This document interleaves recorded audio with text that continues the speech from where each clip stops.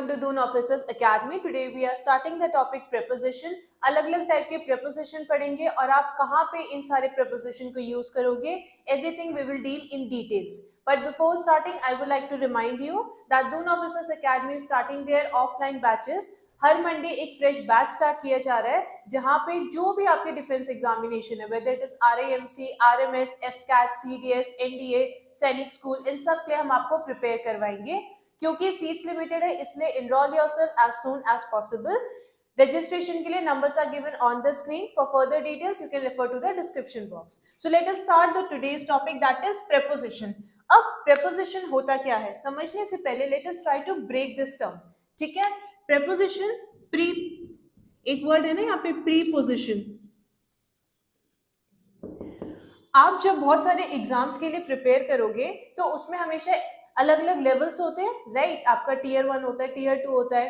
आपके जो civil services के एग्जाम्स है, they have prelims, mains and then the interview, है ना.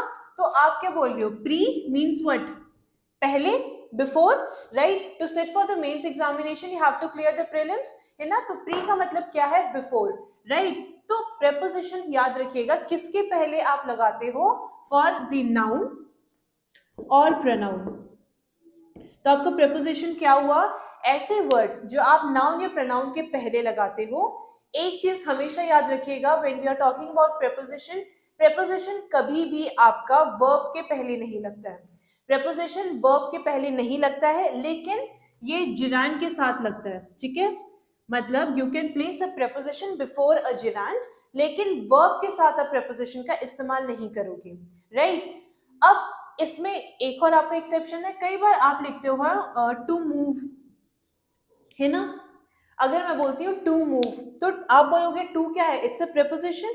नहीं, यहाँ पे जो आपका टू मूव है ना वर्ड, इसमें टू मूव ये आपका बेसिकली टू इंफिनिटिव का काम कर रहा है.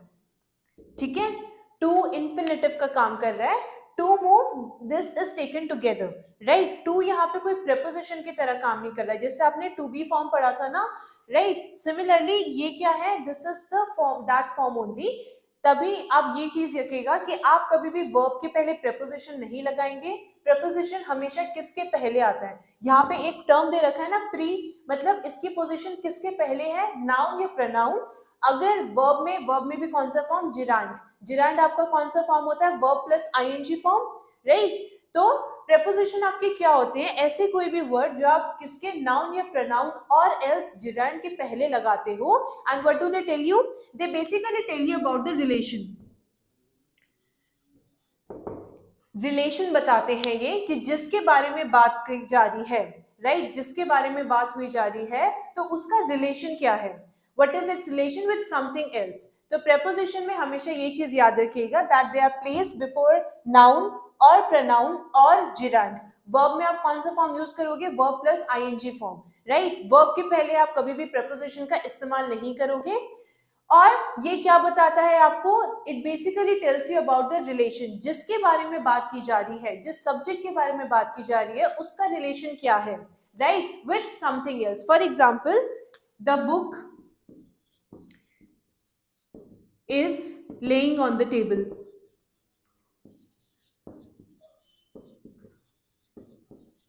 किसके बारे में हम बात कर रहे हैं, we are talking about a noun that is book, है ना. उसका रिलेशन किसके साथ, टेबल के साथ. कहाँ पे है वो, that is on the table. Relation ही तो बता रहा है कि आपका जो नाउन है, और मैंने आपको क्या बोला था कि आपका नाउन है ना. तो आपका बुक इज अ नाउन, तो उसका रिलेशन किसके साथ, टेबल के साथ. Here book is a subject and table is what, it is a object, है ना.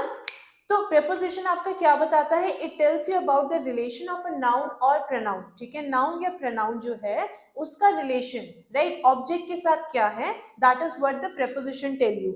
और if you will break down this term, pre means what, before, है ना. pre का मतलब क्या है, before. तो ये किसके पहले लगते हैं, noun या pronoun के. इतना क्लियर है. So this was a little brief about preposition. इसके बाद हम क्या करेंगे, जो भी आपके preposition होते हैं उनको further details में पढ़ेंगे. I hope preposition आपको क्लियर होगा. कहाँ पे लगता है ये, before noun, pronoun और gerund, है ना, क्या बताता है, it tells you about the relation, कि जिस सब्जेक्ट के बारे में बात की जा रही है उसका क्या रिलेशन है अबाउट द ऑब्जेक्ट, राइट। अब पहला जो प्रेपोजिशन हम पढ़ने वाले हैं दैट इज एट, इन या फिर ऑन, ठीक है। पहला जो प्रेपोजिशन पढ़ने वाले हैं that is at, in and on. पहली चीज टाइम के रेफरेंस में आप कब यूज करोगे, ठीक है। इसके बाद हम पढ़ेंगे एट, इन और ऑन आप प्लेस के रेफरेंस में कहां पे इस्तेमाल करोगे। तो when we talk about at, in और ऑन, ठीक है, आप टाइम के रेफरेंस से, मतलब जब ये प्रपोजिशन आप टाइम के साथ यूज करोगे तब आप कहां पे इस्तेमाल करोगे।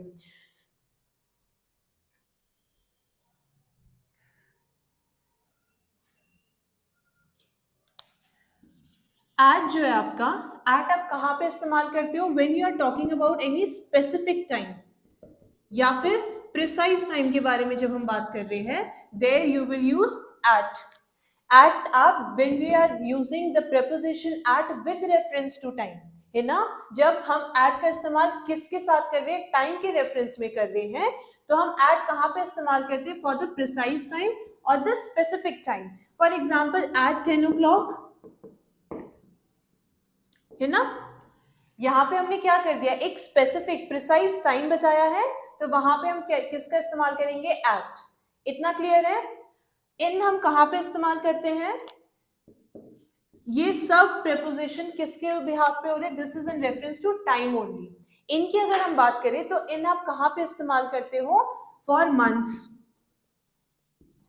या फिर आपका ईयर हो गया, या सेंचुरीज हो गया, और else long period of time.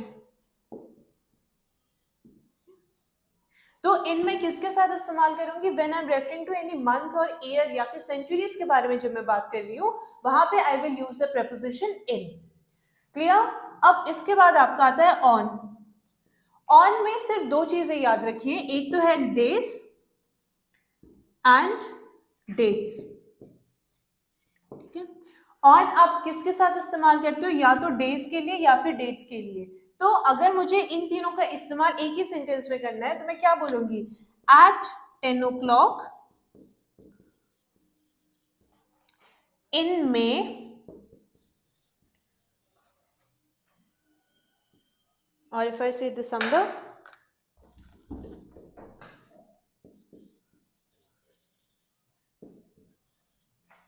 On Christmas ewe,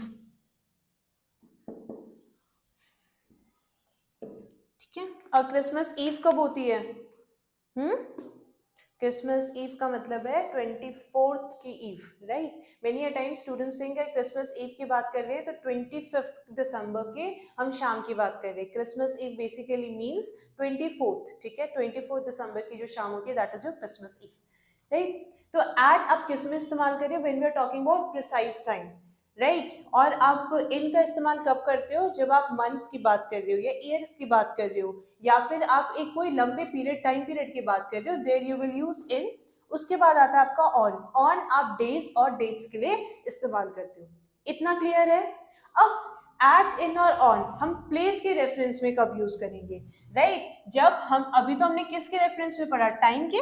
जब हम क्या बता रहे, टाइम के बारे में बात कर रहे हैं, तब हमने कहाँ कहाँ पे इस्तेमाल कर रहे हैं, स्पेसिफिक ड्यूरेशन के बारे में बात करिए, स्पेसिफिक टाइम पीरियड के बारे में, ईयर के बारे में, या फिर डे या डेट्स। अब when we use this preposition in terms of place, जब हम क्या कर रहे हैं, प्लेस के टर्म में बात कर रहे हैं, तब हम कहाँ पे यूज करेंगे, राइट।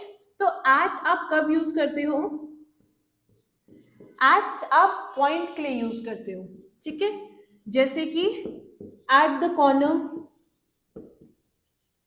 कॉर्नर क्या है, एक पॉइंट है। या फिर मैं बोलती हूँ at the bus stop, right. तो जब मैं क्या पॉइंट की बात कर रही हूँ ना, किसी एक पर्टिकुलर पॉइंट की मैं बात कर रही हूँ, तब मैं क्या इस्तेमाल करूंगी, आई will use the preposition eight there, right. इसके बाद आपका आता है इन। अब इन की जब हम बात करते हैं, इनसे बहुत सी इन जो है वो हम किसके लिए इस्तेमाल करेंगे, for the enclosed spaces. We use in for the enclosed spaces. Enclose spaces, जो आपके बंद जगह होती हैं, उसके लिए हम क्या यूज करते हैं, इन का इस्तेमाल करते हैं। जैसे कि रूम है, रूम क्या है, बंद स्पेस है, it is basically a closed space, तो मैं क्या बोलूंगी, इन द रूम। तो ऐसे कोई भी जगह जो क्या है आपकी बंद जगहों के लिए we use the preposition in. Alright, अब आता है आपका ऑन। ऑन मैं सरफेस के लिए इस्तेमाल करती हूँ। ऑन किसके लिए मैं इस्तेमाल करूंगी, सरफेस के लिए। For example, this is my hand, तो इसके ऊपर राइट, मेरे जो हाथ है इसके ऊपर अगर कोई चीज रखी हुई है, right, for example this is my palm and I have put what, marker इसके ऊपर रखा है, तो सरफेस की बात कर रही हूँ ना मैं। टेबल की अगर हम बात करें तो टेबल का जो टॉप है दैट इज द सरफेस, तभी हम क्या बोलते हैं, on the table, right. So when we are referring to surface, surface की बात हो रही है। अगर मेरा for example this is my palm और इसके ऊपर मैंने क्या रख दिया, मार्कर रख दिया, तो सरफेस के ऊपर है ना मार्कर, तो जब भी मैं सरफेस की बात कर रही हूँ there I will use on. ठीक है, ऑन द टेबल अगर मैं बोलती हूँ एग्जाम्पल के लिए, ऑन द टेबल। इतना क्लियर है?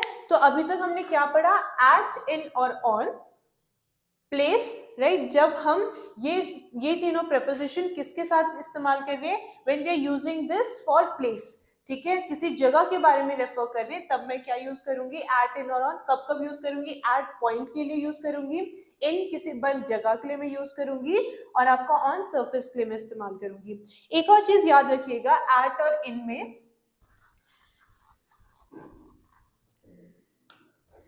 एट बेसिकली छोटी जगहों के लिए, फॉर द स्मॉल प्लेस, वहां पे मैं एट का इस्तेमाल करूंगी। लेकिन अगर मैं किसी बड़ी जगह की बात कर रही हूँ, if I am talking about town या फिर सिटी, स्टेट हो गया, कंट्री हो गया, तो इसमें मैं क्या यूज करूंगी, आई will use in with it. For example, if example के तौर पे, he leaves eight Alwar in Rajasthan. Rajasthan it is a name of a state, comparatively क्या है, बड़ी जगह का नाम है, तो इसीलिए इन है ना। स्टेट क्या है, ऑब्वियसली स्टेट क्या है, बड़ी जगह है, तो इसलिए मैंने इन राजस्थान बोला। लेकिन अलवर जो है it is a small city, है ना, छोटी जगहों के लिए मैं किस प्रीपोजिशन का इस्तेमाल करती हूँ, एट का। आई होप आपको इनका डिफरेंस समझ में आया होगा। इफ आई हैव टू से इन इंडिया, ठीक है, इन इंडिया होगा, एट इंडिया नहीं होगा, इन न्यू दिल्ली, राइट। क्यों, क्योंकि ये सब क्या है, बड़ी जगह के नाम है। इन इंडिया एक पूरी कंट्री का नाम है, राइट। तो मैं उसके साथ प्रपोजिशन कौन सा इस्तेमाल कर रही हूँ, इन। लेकिन जब मैं छोटी जगह के बारे में बात कर रही हूँ, सिटी के बारे में भी अगर बात कर रही हूँ, लेकिन क्या छोटी सिटी है वो, है ना, तब भी मैं एट का इस्तेमाल करूंगी। क्लियर?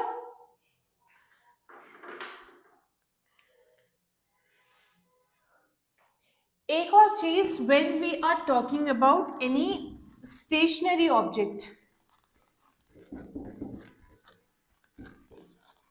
जब मैं किसके बारे में बात कर रही हूँ, स्टेशनरी ऑब्जेक्ट के बारे में, जैसे कि for example she leaves at her home. Home क्या है, it is a stationary object, तो इसीलिए मैंने किसका इस्तेमाल किया, एट का।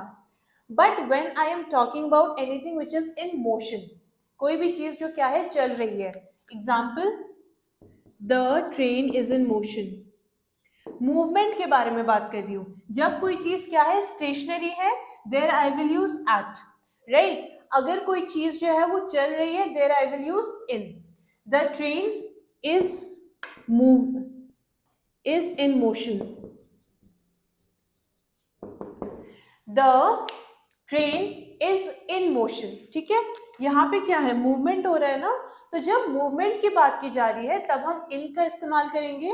जब किसी स्टेशनरी चीज के बारे में बात की जा रही है, मतलब ऐसी कोई भी चीज जो चल नहीं सकती है, स्टेशनरी है, स्टैग्नेंट है, उसके लिए मैं क्या इस्तेमाल करती हूँ, एट का। क्लियर?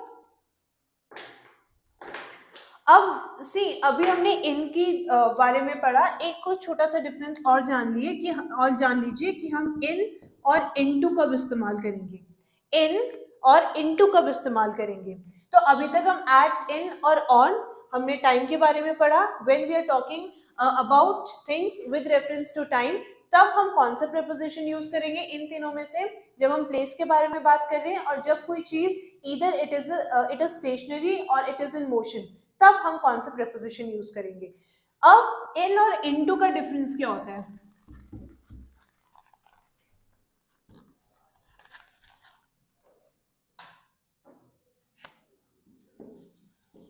अगर हम इन या इनटू की बात करें, अब इन का मैंने अभी आपको बताया, इन किसके लिए इस्तेमाल करते हैं? कोई भी चीज मोशन में है. पर एक और चीज आप याद रखिएगा, उससे पहले इनटू का ही हम जान लीजिए.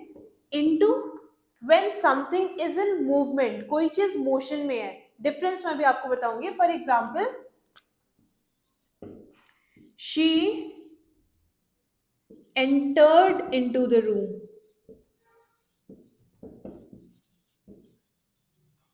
क्या हुई? वो रूम में एंटर हुई, मतलब वो चीज क्या है? मोशन में है ना, है ना. कोई चीज क्या है? मूवमेंट हो रही है उसमें, राइट. कोई चीज जब क्या है, उस टाइम पे उसमें मूवमेंट हो रहा है. इन जनरल हम बात नहीं कर रहे, उस पर्टिकुलर टाइम पे किसी चीज में क्या है, when that particular thing is in motion, कोई उसमें मूवमेंट हो रहा है, there we will use into.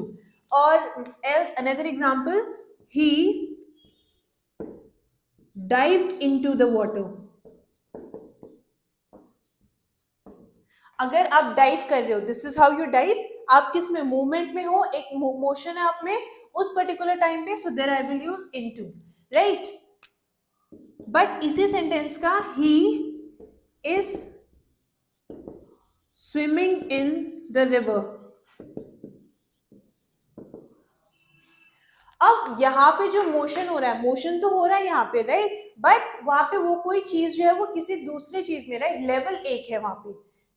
Into में आपको क्या था? There is a different level. एक जगह से दूसरी जगह पे मोशन हो रहा है, लेकिन इन दिस स्टेटमेंट स्विमिंग में मोशन तो हो रहा है, लेकिन सेम लेवल पे मोशन हो रहा है. इनटू में आपका एक स्पेस से दूसरी स्पेस पे जाया जा रहा है, right. There is a difference, है ना. कोई चीज एक जगह से दूसरी जगह पे मूवमेंट हो रहा है उसका, there we will use into. लेकिन कोई चीज मोशन में तो है, लेकिन उसी जगह पे है, right. To and fro movement नहीं है वहां पे. तो वहां पे हम क्या इस्तेमाल करते हैं? इन का इस्तेमाल करते हैं. आई होप ये चीज क्लियर है आपको. इसके बाद जो आपका आता है, that is on to and on.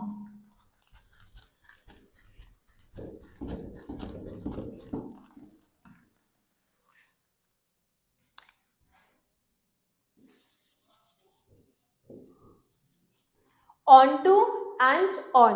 अब ऑन टू और ऑन जो है ना, this is very much similar to in and into. जो अभी हमने इन और इनटू पढ़ा, उसी से काफी ज्यादा ये चीज सिमिलर है. अब ऑन किसके लिए इस्तेमाल करते हो? When something is on the surface, है ना. कोई चीज क्या है? सरफेस के ऊपर है, राइट. फॉर एग्जाम्पल, इसके ऊपर कोई चीज है, सरफेस के ऊपर कोई चीज है, वहां पे मैं क्या बोलूंगी? On the surface. ठीक है. तो सरफेस के लिए मैं किसका इस्तेमाल करती हूँ? ऑन का. लेकिन ऑन टू जब कोई चीज लेवल हो रही है, when anything is at a level, मतलब एक लेवल से वो दूसरे लेवल पे जा रहा है. फॉर एग्जाम्पल, लेवल की जब मैं रिस्पेक्ट में बात कर रही हूँ, right. Something is elevating. For example, she climbed onto the roof.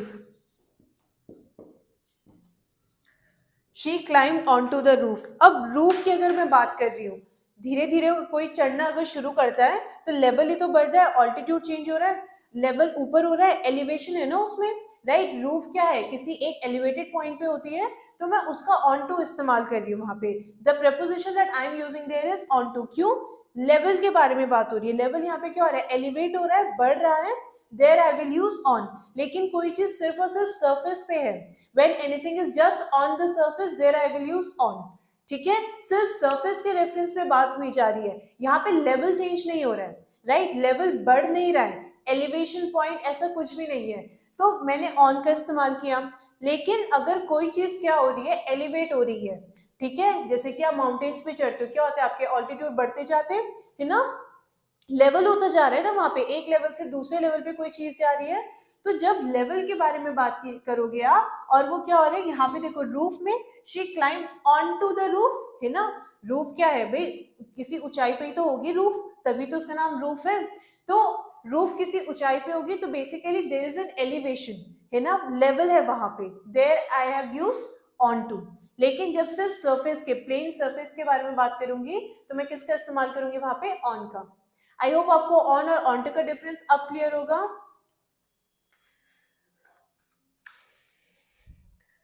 इसके बाद जो आपका प्रेपोजिशन है दैट इज विद और बाय।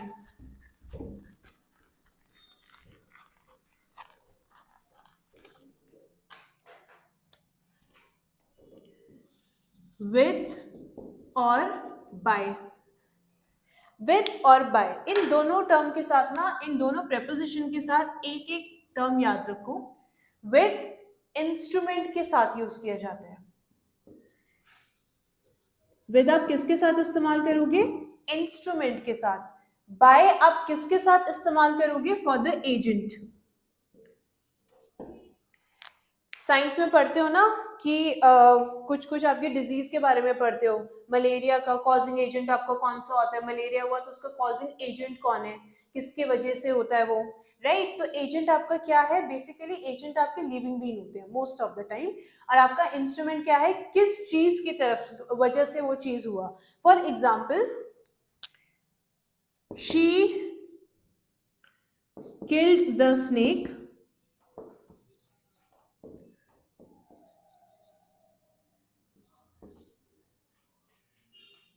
with a stick। किस ऑब्जेक्ट का इस्तेमाल हुआ, टू किल द स्नेक, किस चीज का इस्तेमाल किया आपने, you have used a certain object. Stick क्या है, it is a object, it is a instrument. तो उससे पहले मैं कौन सा प्रेपोजिशन का इस्तेमाल करूंगी, विद का, है ना, विद का ही तो इस्तेमाल करूंगी मैं। सो कोई भी चीज, when you are talking about instrument, है ना, किसी चीज के बारे में अगर आप बात करोगे तो आप क्या यूज करोगे, विद का। लेकिन अगर मैं एजेंट के बारे में बात कर रही हूं, if I am talking about any agent, जैसे एग्जाम्पल,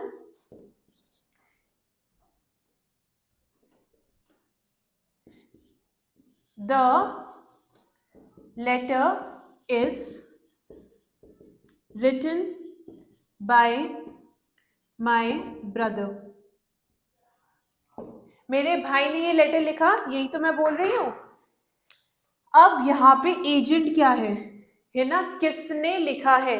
अगर कोई लेटर लिख रहा है, लिविंग बीइंग के बारे में बात करूंगी, है ना, तो यहाँ पे ब्रदर इज द एजेंट। तो इसीलिए मैंने किस प्रेपोजिशन का इस्तेमाल किया, I have used the preposition by here. ठीक है, मैं ये नहीं लिखूंगी the letter is written with my brother. With का मतलब क्या हुआ कि मैंने उनके साथ में लिखा, है ना। विद का मतलब तो क्या हो गया यहाँ पे, टुगेदर, राइट। विद का मतलब इस पर्टिकुलर स्टेटमेंट में अगर मैं विद का इस्तेमाल करती तो उसका मतलब क्या होता है, साथ में।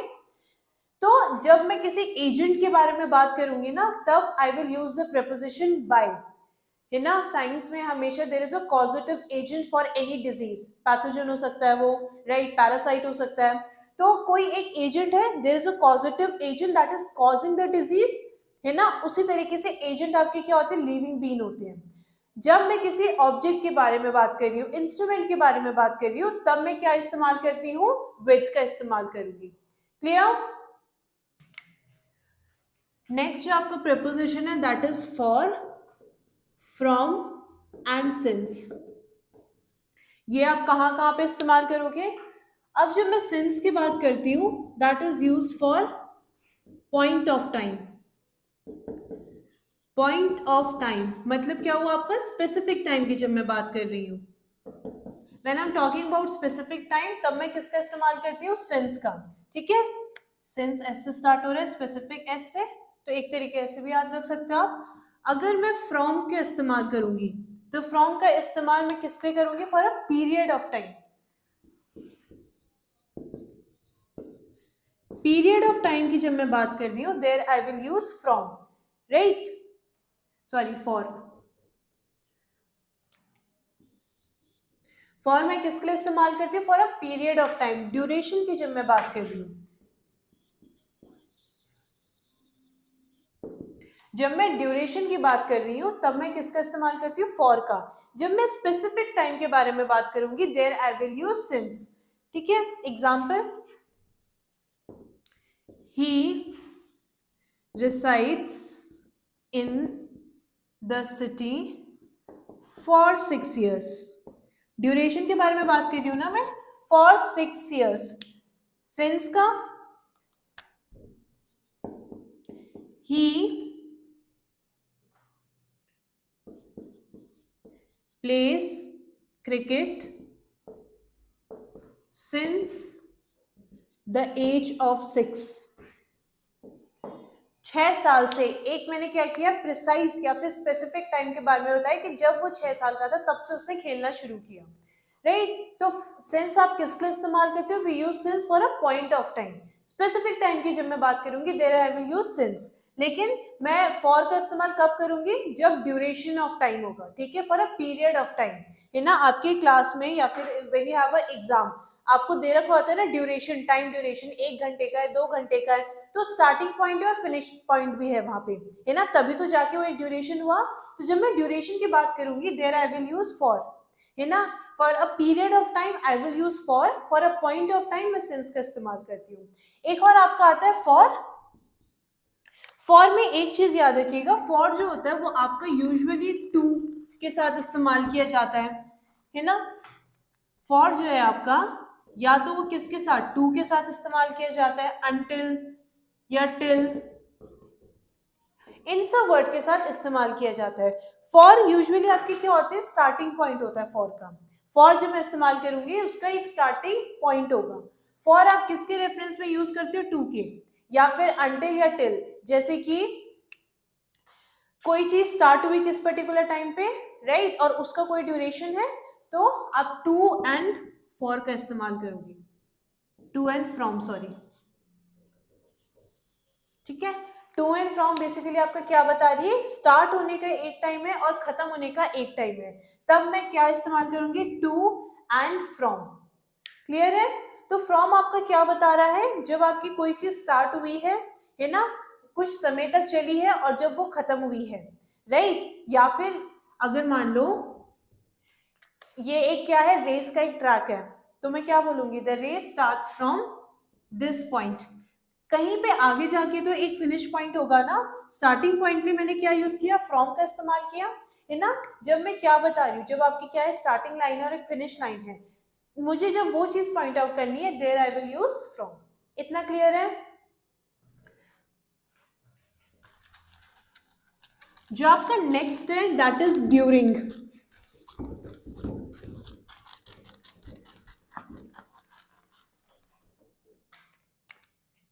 जब मैं ड्यूरिंग के बारे में बात कर रही हूं, ड्यूरिंग आपका क्या बताता है? During basically tells you about the condition. During आपको क्या बताता है? कंडीशन. या फिर इसी को आप क्या बोल सकते हो? Known time period. Time period क्या है? नोन है, right. You already know the time period, you already know the condition. जैसे कि ड्यूरिंग समर. समर क्या है? It is a time period, है ना, लेकिन नोन है, right. She visited our house during summer. अगर मैं एक एग्जांपल देती हूँ, she visited us during summer. Time period तो है समर, लेकिन नॉन टाइम पीरियड है. किस कंडीशन में, किस टाइम पे विजिट करती थी वो? समर में, है ना. गर्मियों में वो she used to visit us. तो फिर ड्यूरिंग आपको क्या बताता है? नॉन टाइम पीरियड बताता है. या फिर ड्यूरिंग चाइल्डहुड में बोल सकती हूँ. तो when you are referring to a period of time and that is a known time period, वो टाइम पीरियड क्या है? That is already known. Childhood, है ना, बचपना क्या है, आप ऑलरेडी बिता चुके हो, right. So when I am referring to known time period there I will use during. Clear है इतना? अब एक जो नेक्स्ट प्रीपोजिशन आपका that is beside and besides. Beside and besides, ठीक है. ये दोनों जो आपके टर्म है बहुत डिफरेंस है इसमें, right. Even though it's just the S, but इसमें बहुत डिफरेंस है. बिसाइड का मतलब क्या होता है? इसको ऐसे याद रखो, बी साइड मतलब एट द साइड. जिसको आप बोलते हैं ना बगल में, बाजू में, दैट इज बिसाइड, ठीक है।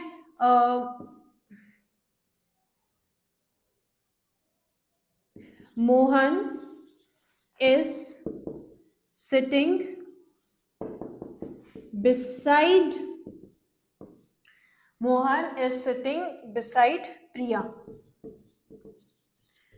मतलब क्या हुआ, मोहन जो है वो क्या है, प्रिया के साइड में है, side, beside, be side, at the side, है ना, उसके साइड में, बगल में, राइट। अगर मैं बोलती हूँ my house is beside a river, मतलब नदी के क्या है, नदी के पास है, राइट, नदी के साइड में मेरा घर है, यही तो मतलब है। तो बिसाइड की जब मैं बात करूंगी then it refers to at the side, side के बारे में बात कर रही हूँ, है ना, मतलब मेरे साइड में जो चीज है, when I am referring to that, तो मैं बिसाइड का इस्तेमाल करूंगी। लेकिन अगर मैं बिसाइड्स की बात करती हूँ, बिसाइड्स की, बिसाइड्स विद अ एस, इसका मतलब होता है इन एडिशन टू। इसका क्या मतलब होता है, इन एडिशन टू, या फिर एज वेल एज, है ना। बिसाइड्स का मतलब होता है इन एडिशन टू, मतलब जो चीज मैं ऑलरेडी बोल चुकी हूँ उसके अलावा अगर मुझे कोई चीज बोलनी है तब मैं क्या यूज करूंगी, बिसाइड्स। कई बार आप क्या करते हो, अगर आपने एक सेंटेंस में बहुत ज्यादा एंड का इस्तेमाल कर दिया, now to avoid the usage of the conjunction and, मैं एज वेल एज भी तो लिख सकती हूँ, उसी तरीके से मैं बिसाइड्स भी लिख सकती हूँ, क्योंकि बिसाइड्स क्या है, जो चीज मैं बोल रही हूँ उसके अलावा, इन एडिशन टू दैट, एक चीज तो हो गई है, उसके when I have to add more to that sentence there I will use besides. तो बिसाइड्स का मतलब क्या है, इन एडिशन टू, मतलब जो चीज बोल चुकी हूँ उसमें मुझे कोई और चीज ऐड ऑन करनी है, there I will use besides. Example, besides academics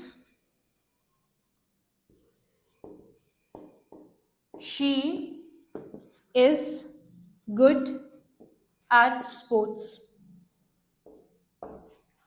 क्या मतलब निकल रहा है इसका, एकेडमिक्स के साथ, इन एडिशन टू एकेडमिक्स, वो किस में अच्छी है, स्पोर्ट्स में भी अच्छी है। तो क्या मतलब निकल के आया, एकेडमिक्स में तो अच्छी है ये, उसके साथ in addition to that she is good at sports as well, है ना। एक चीज हमने ऑलरेडी बता दी, उसके अलावा हमें बताने की भाई इन एडिशन टू दैट, तो हमने किसका इस्तेमाल किया, बिसाइड्स। तो बिसाइड का मतलब होता है एट द साइड, राइट। अगर कोई चीज जो है आपके साइड में है, आपके बाजू में है, there you will use beside, but besides का मतलब होता है आपका इन एडिशन टू। इस इनमें हमेशा बच्चों को कंफ्यूजन होती है और इससे रिलेटेड क्वेश्चन भी आते हैं, राइट। अगर आपका एरर का कैसे क्वेश्चन आ गया, यहाँ पे बिसाइड्स की जगह बिसाइड है, beside academic she is good at sports. तो अगर आपको बिसाइड और बिसाइड्स का डिफरेंस पता है तब तो आप आराम से स्पॉट कर सकते हो एरर, लेकिन नहीं पता तो क्या है, आपके लिए पूरा स्टेटमेंट सही है, राइट। तो besides means in addition to, besides की या तो आप ऐसे याद कर सकते हो बिसाइड्स को एंड, है ना, या फिर एज वेल एज आप अगर इस्तेमाल करना चाहते हो, उसके अलावा बिसाइड्स का भी इस्तेमाल कर सकते हो। और बिसाइड का मतलब होता है एट द साइड, ठीक है। You just need to break down these two terms, be side मतलब जो साइड में है आपके, alright.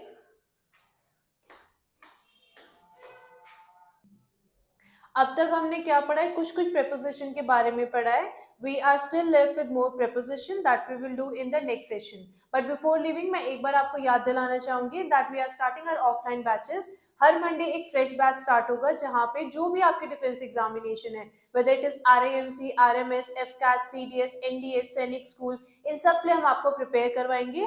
For the enrolment the registration number is given on the screen, आप इसमें कॉन्टैक्ट कर सकते हैं एंड फॉर फर्दर डिटेल्स आप डिस्क्रिप्शन बॉक्स भी रेफर कर सकते हैं। So that was all for today, thank you everyone.